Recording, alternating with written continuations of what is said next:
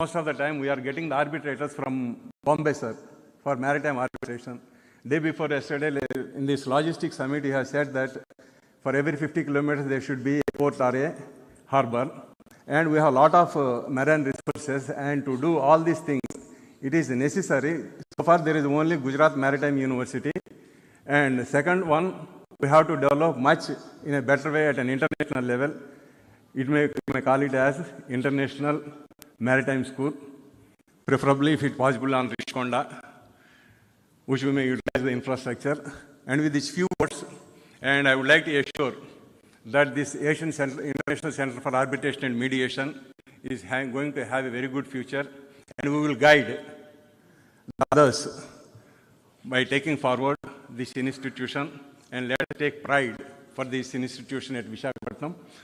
Later on, we will have our branch at Amravati also, sir. Thank you very much.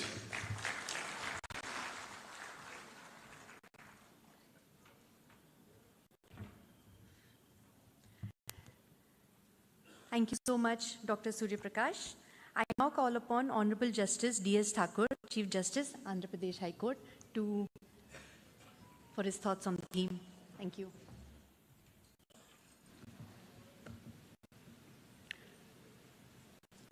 I know we are constrained for time because the honorable dignitaries have also to participate in a university convocation. Therefore, I will try to keep it very brief. Esteemed dignitaries on and off the dais, distinguished participants, ladies and gentlemen. The core theme of the conference, that is mediation, couldn't be more apt in the circumstances in which we are faced today, when the courts in the country are facing an avalanche of cases that have descended upon them. The fact that two of the honorable judges of the Supreme Court, as also the presence of the honorable Chief Minister on the dais, suggests the importance and relevance of the issue that the courts are being confronted with on a daily basis. As we all know that the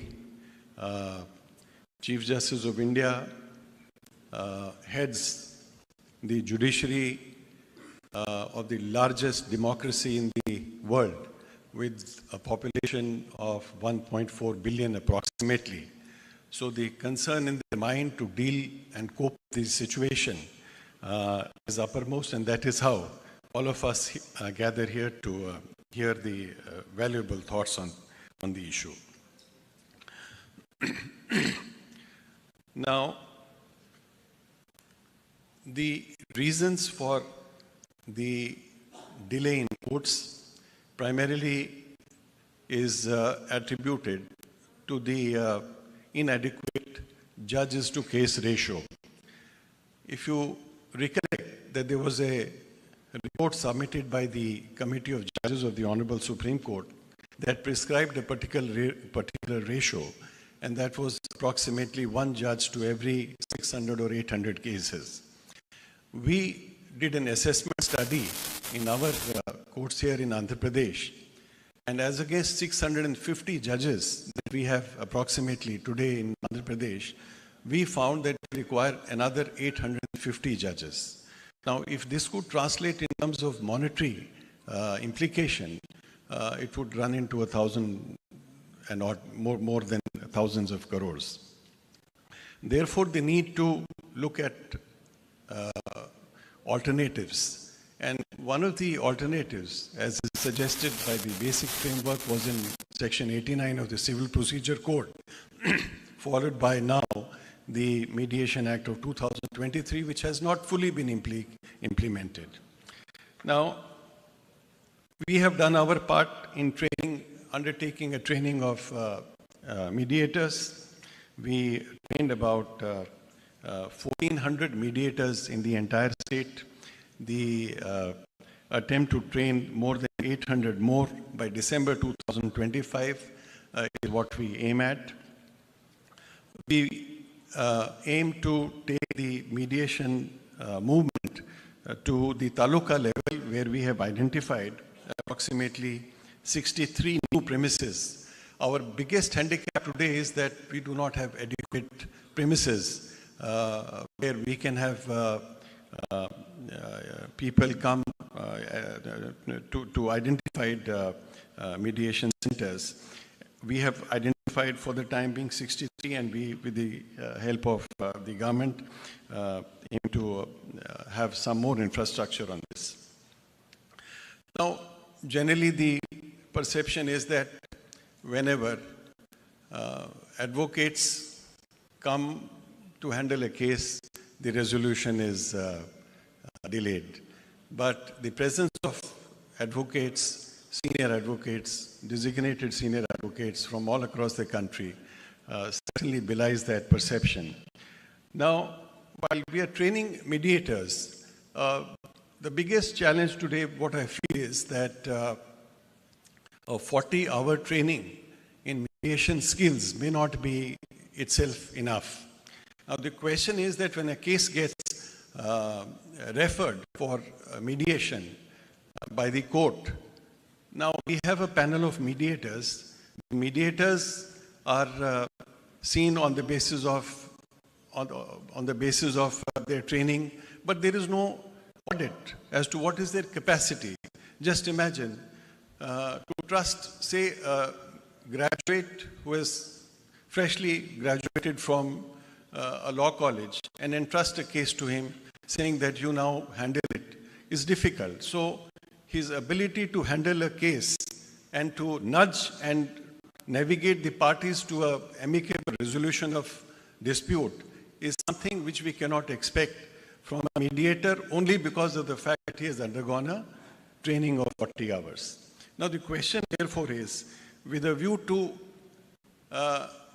to avoid that golden opportunity which the court gets when it refers a matter to the mediator, that opportunity should not be lost because of the incapacity of the mediator, because there is no method of judging his skill. Therefore, there has to be some mechanism, some certification, some standardized method of determining as to whether the case which is being handed over to him will see some successful fruition or not. That is one aspect of training and skill development, which is most important in my mind. Second is integrity. Now, we have all seen that arbitration was a success. Many judges, retired judges, bureaucrats took to arbitration because it was lucrative. Today, the situation is that while we are seeing this as assuming a movement in the country under the able guidance and leadership of our honorable judges in the Supreme Court, we cannot permit everyone and anybody who volunteers to undergo the training and then come forward. As we've seen in the arbitration world, if there are honest arbitrators, there are also dishonest ones. If there is a demand for honest arbitrators, there is a greater demand for dishonest arbitrators, especially those nominated by the parties. Therefore, some sort of a mechanism must be developed so that it is not a free-for-all. I know that there is a time constraint. Therefore, I hope that the deliberations of this conference help build a system of justice that heals, that restores, and that empowers our people and our economy to move forward. Thank you very much.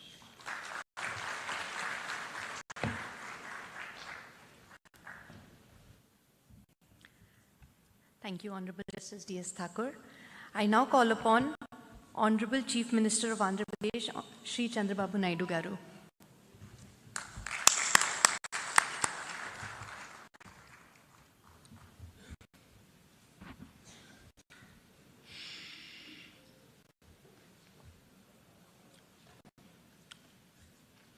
Honorable Justice Sri Suryakant Garu, Honorable Justice Sri P.S. Narasimhan Garu, Honorable Justice D.S. Thakur Garu, Professor S. Surya Prakash Garu, Vice Chancellor, Dr. Surya Raju Garu, Secretary General, ACIAM, Honorable Judges, distinguished jurists, and friends. I am very happy to be here. Visakhapatnam is a beautiful city. Everybody will go to Hyderabad and stay there some time. They want to settle there. Now Visakhapatnam, anybody will come. They will settle permanently in Visakhapatnam. That is the beauty of Visakhapatnam. Either hospitality or beaches or natural beauty, everything wonderful place. Apart from that place, from all these things, it is a very, very positive people. Recently, Visakhapatnam is rated one of the most safest place for women protection. That is very interesting comment. I want to make it here. Not only women's safety, even men's safety also, this is the best place.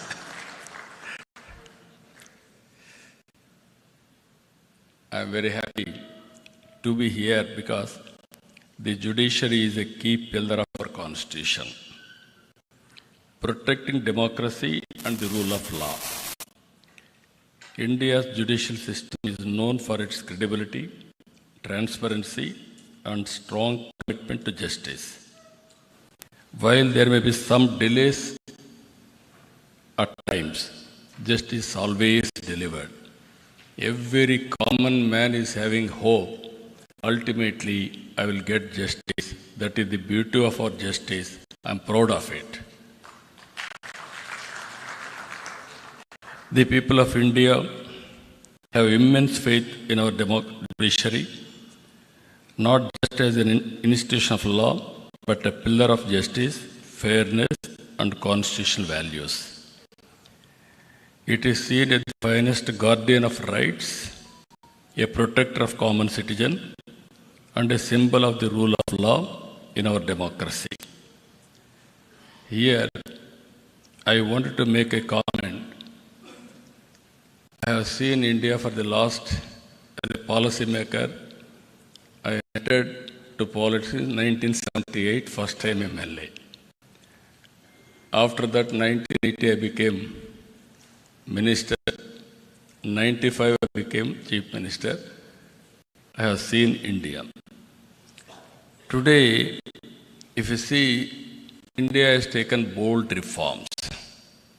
1991, economic reforms. Mid-90s, IT revolution. Indians took advantage, first more advantage. God is very kind. India is blessed with demographic dividend. Now slowly we are losing that advantage in South India. Now North India still there is an advantage. With all these factors, we are having a very strong leader also at center. That is Narendra Modi ji. If you see 11 years back, 11th economy, largest economy. Today, 4th largest economy. Next year, we are going to become 3rd largest economy. And at the same time, there are predictions by Ernst & Young. By 2038, we will become 2nd largest economy in the world. I don't have any doubt about it. And also 2047, India will be number 1 economy globally. It is going to happen because of our inherent strengths. If you see here some of the reforms, I have seen tax reforms, CST, VAT, GST, improved version of GST now, another reform. With all tax reforms, we are growing 6-7% now. There is a potential of growing 10% in the near future. If all these things will happen, then nobody can stop India moving forward. This is the situation we are all here now. At the same time, ADR and India's mediation culture. Just now, Vice Chancellor rightly mentioned, if you remember mythology, Krishna was the best mediator. But of course, mediation has failed. Ultimately, what happened. That is how things are happening. And also, I have seen in my own experience, in villages, there are some respected elders to mediate so many disputes. I am personally witnessed. My father, he was not educated, but abundant common sense. More than 10 villages, they used to call him, they used to discuss, they used to redress their problems. That is how mediation has helped in India. After that, we are all talking panchayats, how they have solved all problems. Today, we are having more courts according to me. But earlier, to go to court, people used to feel shy. Litigation is the last resort. That is how they have to work in that direction. Today, technology has become a very big handy.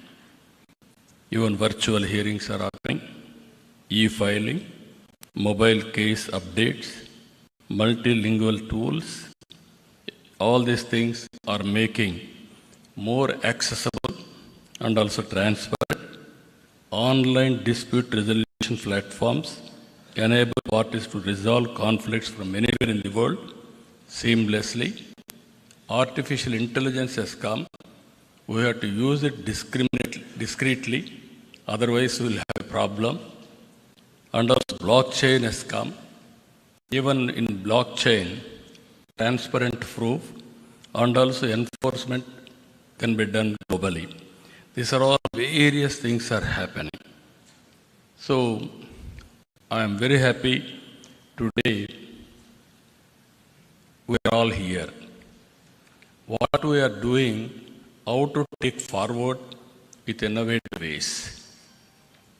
As the Vice Chancellor rightly mentioned, I am very happy if we can make Visakhapatnam one of the biggest center better than Singapore. ADR center. Government of Andhra Pradesh is willing to contribute that ecosystem. I will be very happy for that.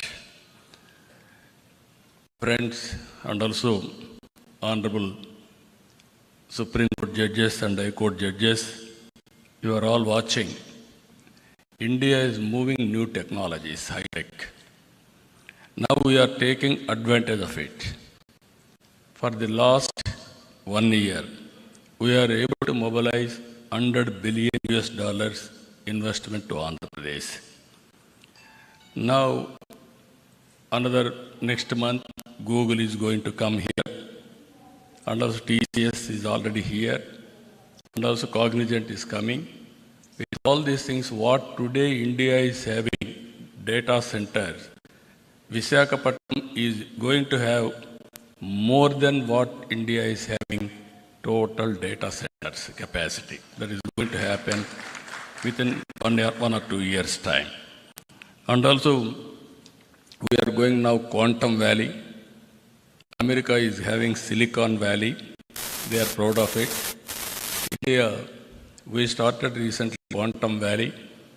First quantum computer is going to operate from Amaravati by January 1st. It is going to happen. We will be the 6th country in using Quantum Valley, quantum computing, and also having quantum computer. Even space technology, you are all aware. Earlier, by seeing TV, we used to enjoy, also inspire. Now we are starting Space City. America is having SpaceX. We are having Space City now. We are going to launch very soon private satellites space city is near Tirupati. Now, wars we are doing. Earlier, we need more manpower. Now, drones are enough. All technologies are going to happen. We are starting drone city in Kurnool now for civilian applications and also defense applications. Electronic city, aerospace, these are all some of the areas we are going. Now, what I wanted to emphasize here, we have to think alternative mechanisms also.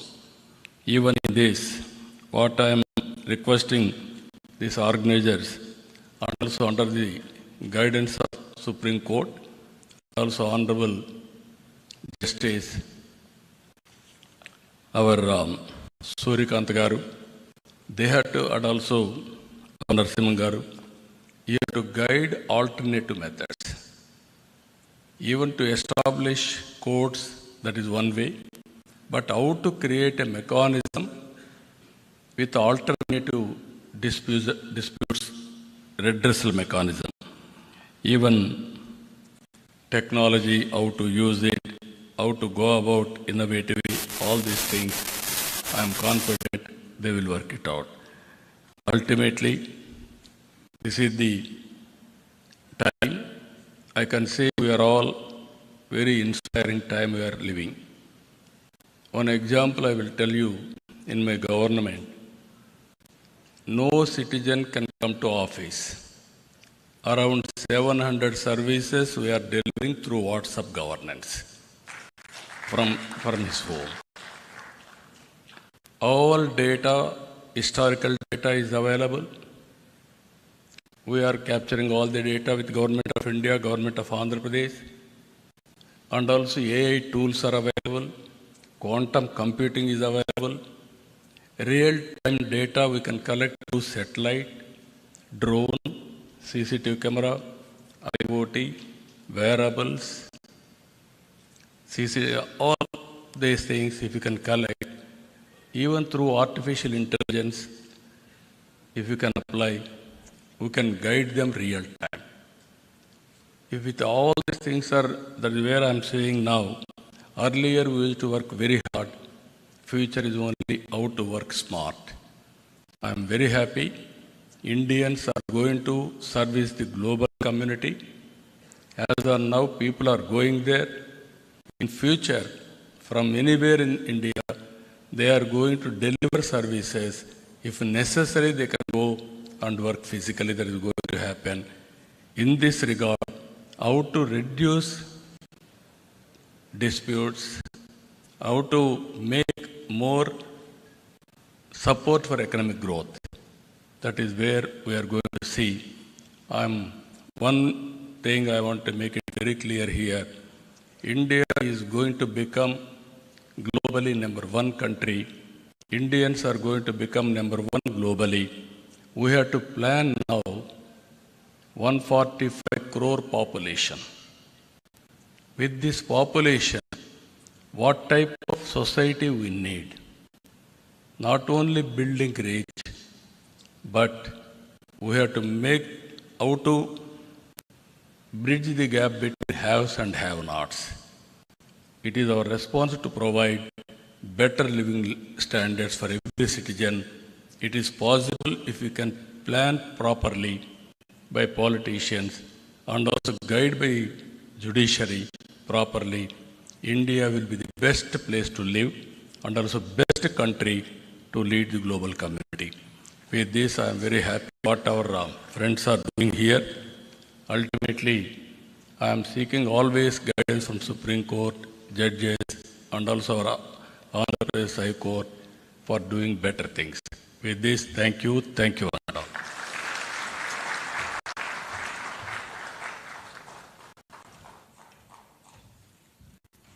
Thank you, Honorable Chief Minister.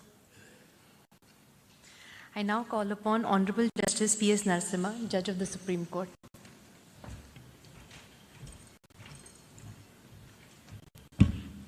Very good morning to all of you. My esteemed elder brother, Justice Surya Kant, Honorable Chief Minister, Honorable Chief Justice, the two Vice Chancellors, Judges of the High Courts, President of SCORA, other dignitaries. Because of the time constraint, what I will do is, I will take a passover. I'll promise to come back, but if I don't, I will leave you with just 3 points. 70 years after the independence, more than 70 years, we have pursued the resolution of disputes through adversarial litigation, which required finding of a fact. I think there's no doubt in our minds that this system didn't really work very well. The stakeholders were lawyers. So if we move to the system of mediation, the persons who will be doing the mediation substantially are also lawyers. So what position will you take as lawyers, having moved from adversarial litigation to that of a mediator? From logic, you will shift to trust. It is trust and trust alone which will help resolve disputes through the process of mediation. So you must learn that technique. It's a facet of the heart. How you win the heart and enable the persons involved in a dispute to trust in you. That's the process. Reflect on that. The second point I would want to make is mediation must be closer to people. It requires you to know what people are, how they live, how they fight, what are their aspirations, what are their fallacies, what are their weaknesses. To understand, the most important element is language. So you must be closer to people, closer to their language, closer to their culture. The third point, which I will leave you with this, we experimented with one alternative dispute resolution, that is arbitration. Arbitration was hijacked by the elite. Elite in the sense of, not pejoratively, for commercial purposes. It was intended to be a very simple process where an arbitrator will come and resolve the disputes. Instead, it has been a technique for commercial transactions, and so far as small issues like a fight between two neighbors about a wall in a village, two brothers fighting for partition, they have to suffer civil court litigation. And arbitration is not available. My fear is that same thing might happen even to mediations. Mediation must be kept simple. As easily as possible, the disputes should be resolved. And what are the methods by which these three things that I have indicated can be achieved? I will discuss with you.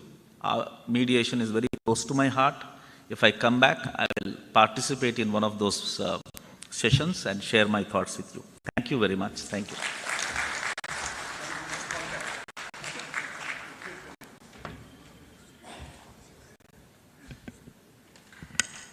Thank you, Honorable Justice Narasimha.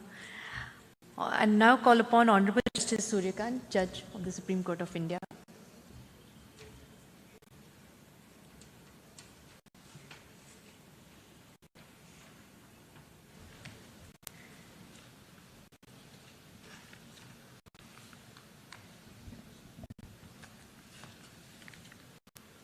Shri Chandrababu Naidu, Honorable Chief Minister of Andhra Pradesh, my brother and esteemed colleague, Honorable Mr. Justice P.S. Narasimha, Justice Supreme Court of India, Justice D.S. Thakur, Honorable the Chief Justice Andhra Pradesh High Court, Honorable Judges of various High Courts who are present here. We have among us Justice Nawaz from the Supreme Court of Sri Lanka. He is welcome here in this conference. Professor Dr. S. Surya Prakash, Vice Chancellor, NLIU Bhopal, Mr. Santan Krishnan, Life President of the Commonwealth Lawyers Association, and other office bearers of the CLA, Professor Surya Raju, Secretary General, ACIAM, Madam Chitra from the Trilegal, senior advocates from the Supreme Court, other members of the Supreme Court Bar and the Bar Association of Visakhapatnam and different parts of Andhra Pradesh, who are also graciously present here. Mr. Nayyar, Mr. Jain, and other officers of the SCOA, members of the mediator community, and some of the very eminent mediators are present here. I know most of them by name, but because of the time constraint, I am not addressing them by name. We have among us Mr. Bharat, the local member of parliament. Other distinguished guests, we have Dr. Renu Raj from the United Kingdom. She is also with us. Distinguished guests, participants, and my dear friends from media. Stepping into this auditorium, one can sense the collective ambition, a gathering fueled not merely by words, but by a genuine resolve to reimagine the landscape of dispute resolution. Coming together, ACIAM, Trilegal and NLU Bhopal marks not a simple event, but a potential turning point, where justice is no longer perceived as remote or intimidating, but as an accessible reality shaped by our own shared commitment. Justice in 21st century, let's commit ourselves, is not an aspiration, it is our responsibility. With this in mind, the theme of our conference resonates with great urgency and relevance. Today, justice must extend far beyond the confines of courtrooms, permeating our communities, businesses, and families. It is about reaching people where they are, making the principles of fairness and compassion tangible and attainable for all. This forum challenges each of us to push past routine, embrace innovation, and build solutions that are emphatic and truly effective for our times. Our Constitution does not view justice only in the narrow sense of adjudicating disputes.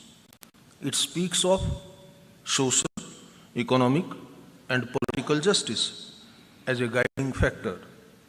While courts play an indispensable role in enforcing rights, true justice must go beyond judgments and decrees. It must reach people where they are, in a language they understand, and in a manner they trust.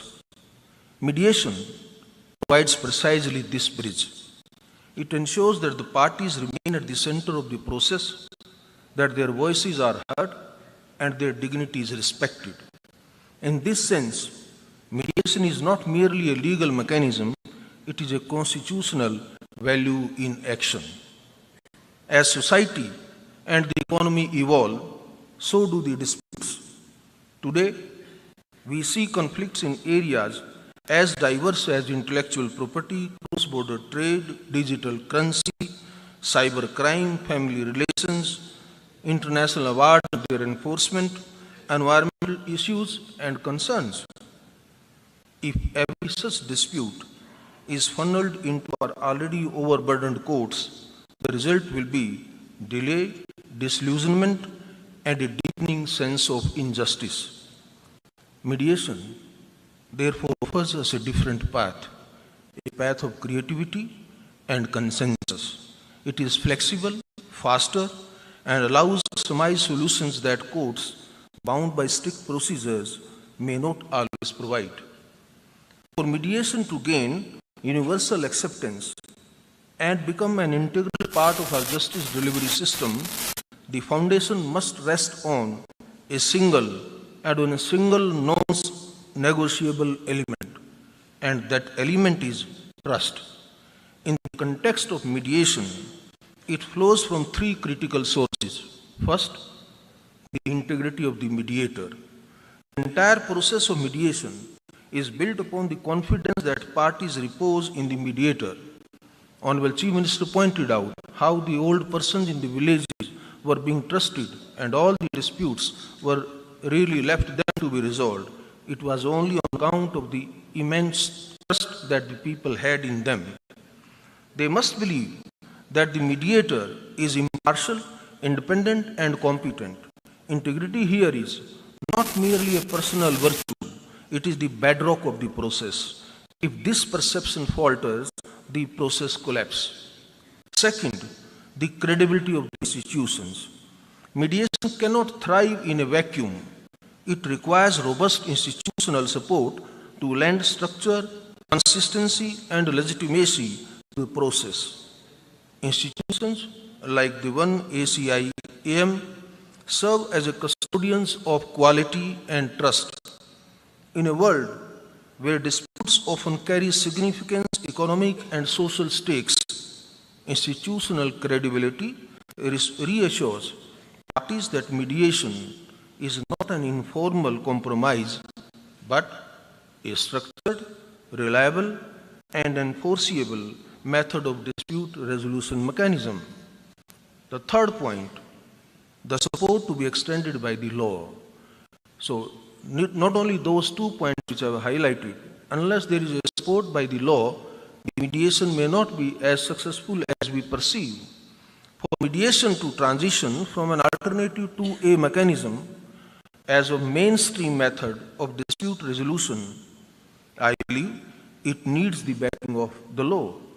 And fortunately for us, we have the Mediation Act of 2023, marking a watershed moment by providing a clear statutory framework for both domestic and cross-border mediation, prescribing ethical obligations and giving enforceability to mediated settlement agreements. However, we should be clear that legislation by itself cannot transform culture. Laws can provide a foundation, but they must be animated by practice, sustained by institutions, and embraced by society. We must cultivate a legal ecosystem where mediation is seen not as a concession or a lesser form of justice, but as a superior process that empowers parties and preserves relationships. If courts represent the authority of justice, mediation represents its humanity. It restores agency to the parties, transforms conflict into cooperation, and turns adversaries into partners in resolution.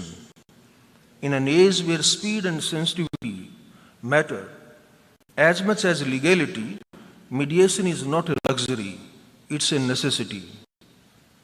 The question is no longer whether we can afford to mainstream mediation. Please mind my words. The question is no longer whether we can afford to mainstream mediation.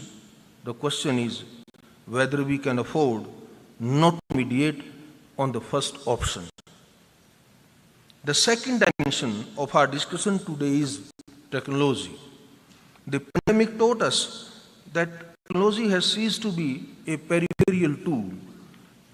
It has become an integral component of legal processes, reshaping the contours of dispute resolution worldwide. It leveraged thoughtfully. Technology can be the great equalizer, removing physical, economic, and social barriers that have historically excluded large sections of our population from the formal justice systems.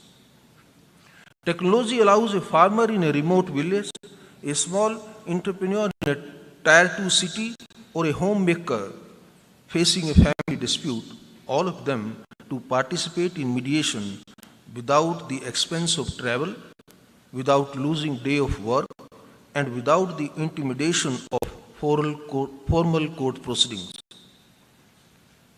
Digital mediation platforms, virtual hearings, and AI-assisted tools can bring the process of dispute resolution to the doorstep, or rather to the handheld device of every citizen. This is what inclusive justice truly means, the priceless justice that transcends geography, income, and social status. Not only domestically, but also in our increasingly interconnected world, where cross-border disputes are becoming more frequent, mediation emerges as a powerful tool for resolving conflicts quickly and collaboratively while preserving vital relationships across jurisdictions. The role of technology through online dispute resolution platforms, video conferencing, and digital document management enables the parties, separated by geography and legal systems, to engage meaningfully in mediation, overcoming traditional barriers of distance, cost, and time.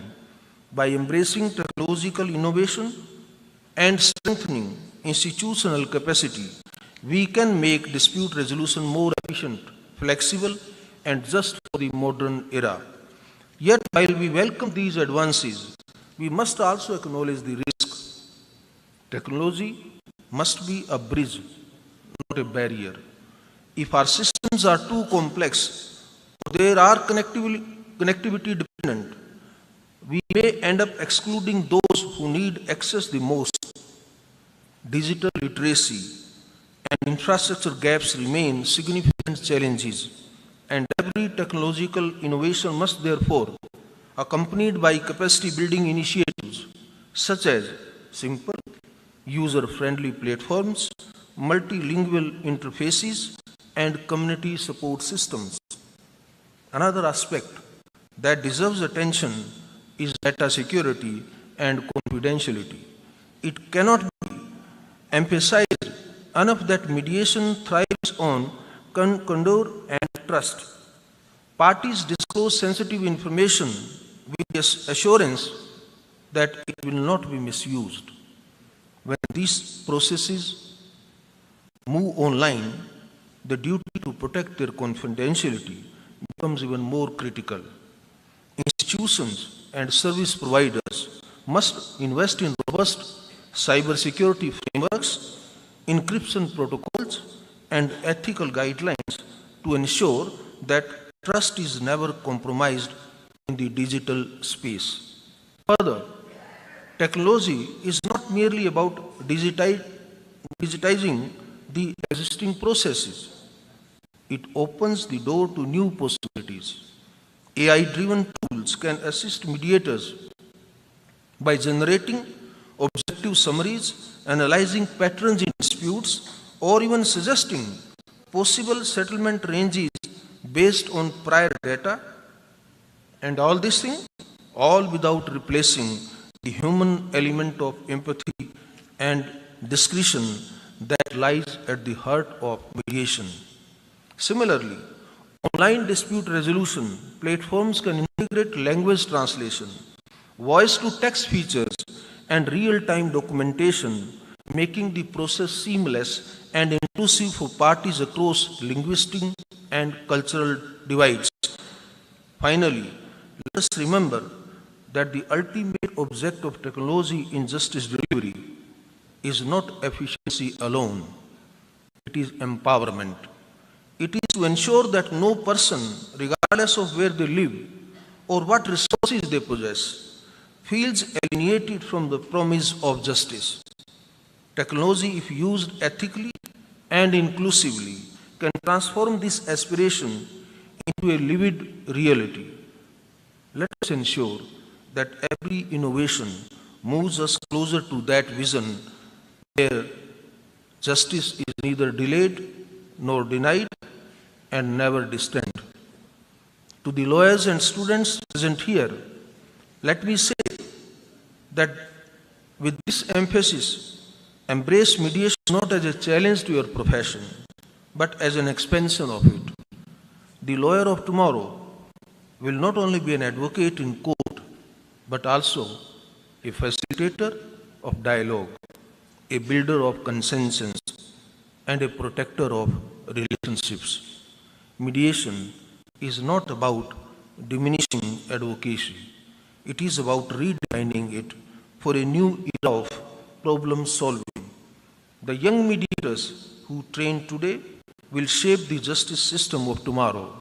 This is not merely an opportunity, it is a responsibility, and I firmly hope and believe of you will take up it with sincerity and passion.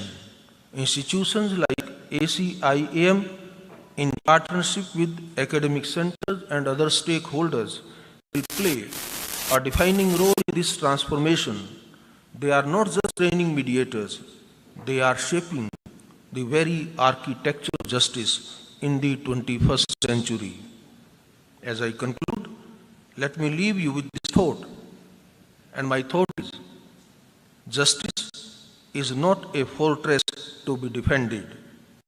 It is a bridge to be built. The foundation must be anchored in constitutional values, supported by laws and institutions, strengthened by technology, and sustained by trust. Mediation is one such bridge that connects the letter of the law with the spirit of justice. Let's walk in together with confidence, creativity, and compassion. Thank you very much. Thank you very much for inviting. Jai Hind.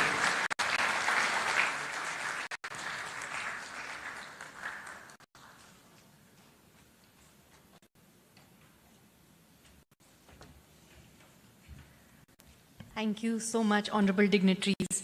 I think we've been enlightened how access to justice can be better through mediation and usage of tools such as learning the requirement of empathizing with not just the clients, with mediators, with lawyers, using AI but not abusing AI. Vishakhapatnam through ACIM will truly be the next mediation hub, not just in India and definitely the world over. With this, I call upon the website launching, if that can be done.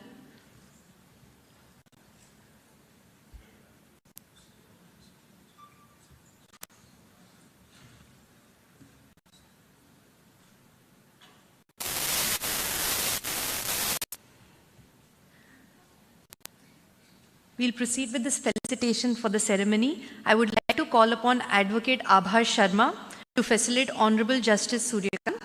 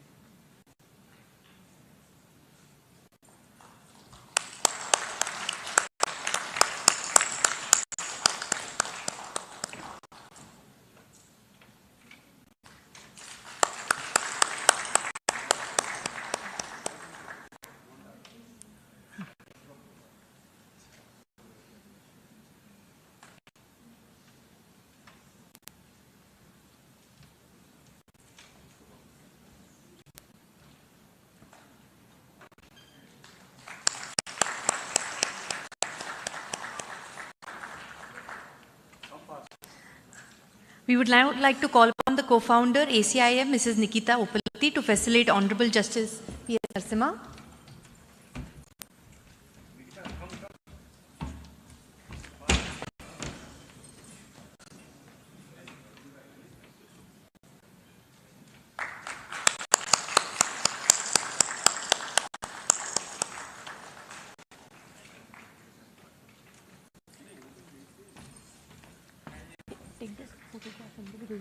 Namaste. I would like to call upon Professor Dr. Surya Prakash to facilitate Honorable Shri Chandrababu Naidu.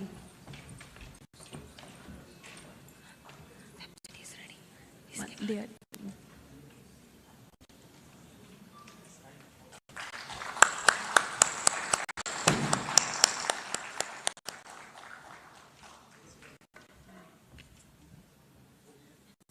No, one second. Concentrate.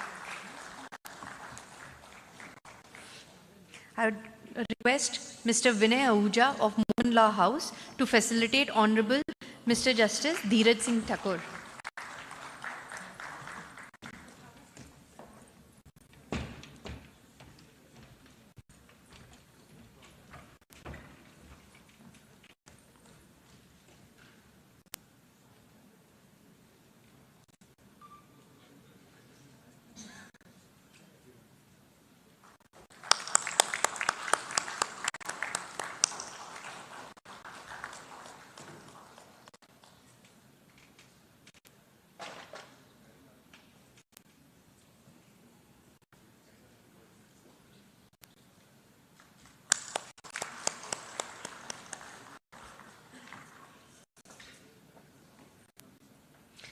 We now also proceed with the launch of the website of ACIAM.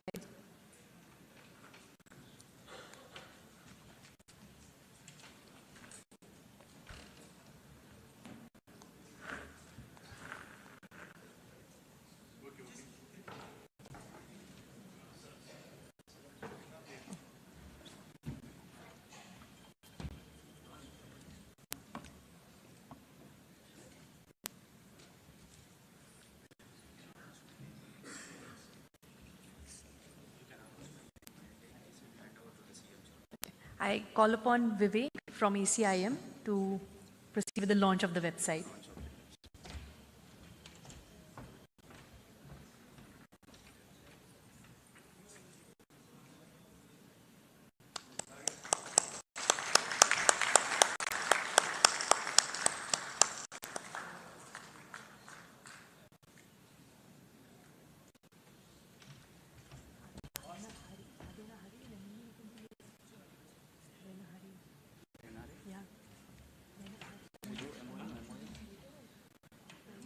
Let them come fast, very fast.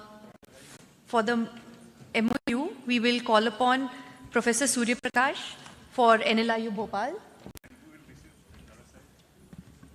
We call upon co-founder Surya Raj.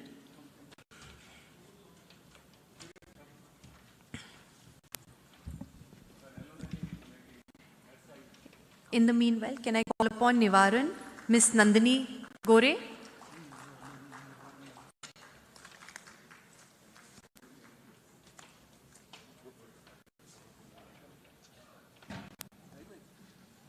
Ms. Nandini. They're already. Can I next call upon Ms. Shweta Rao from Fisher's Medical Ventures? Dr. Sirisha Medici Hospital, Dr. S.P. Ravindran, NVP Law College, the representative for Farm Hazel Pharmaceuticals, Mr. Srinivas Ramanarayan from Trust.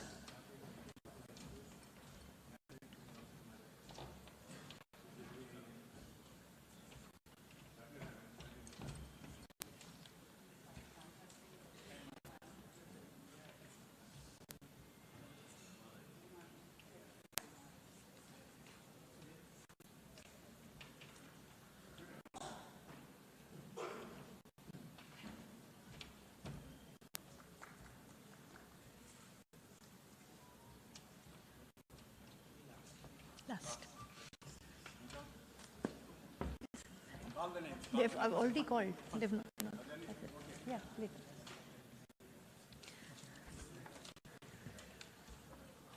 Honorable dignitaries.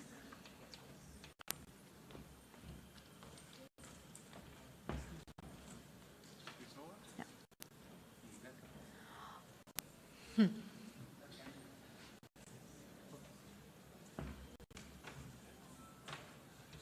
Ask all people I to know. raise commitment. hand and touch it.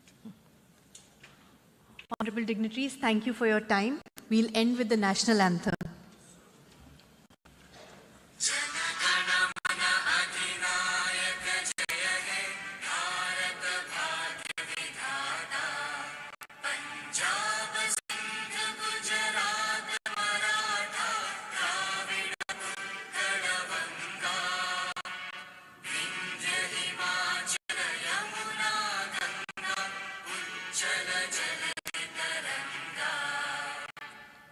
Shubhana